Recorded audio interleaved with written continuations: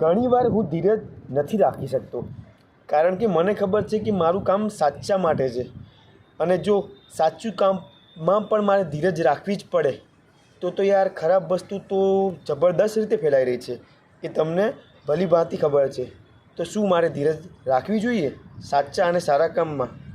ધીરજ એટલે હું બને તેટલું 24/7 મારાથી બનતો પ્રયાસ કરું છું તમારા મગજમાં સારા વિચાર નાખવાનું, સાચી વાણી નાખવાનું.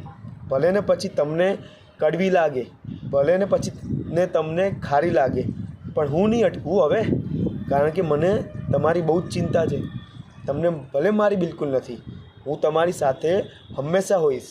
જો તમે સાચા અને સારાની લડાઈમાં હશો તો, જો તમને પણ ધર્મની સ્થાપના અને અધર્મનો વિનાશ ગમતો હશે તો. મને તો બહુ ગમે છે, કારણ કે મેં મારા જીવનમાં રામાયણ અને મહાભારતને બહુ જ ઉચ્ચ સ્થાન આપ્યું છે. મારા દેશના ઋષિમુનિઓનું જીવન મેં બહુ સારી રીતે વાંચ્યું છે. મારા દેશનો ઇતિહાસ પણ મેં બહુ સારી રીતે વાંચ્યો છે.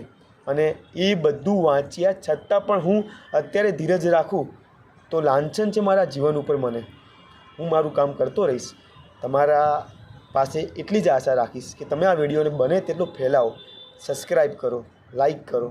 બીજું તો હું શું કહી શકું તમને, કારણ કે તમારી જોડે આટલી જ આશા રાખી શકું. તમે હંમેશા ખુશ રહો, આનંદિત રહો, ખુશીઓ વહેંચતા રહો અને લોકોની મદદ કરતા રહો. બસ આટલું માંગીશ તમારી જોડે. આટલું કરજો. Love you all.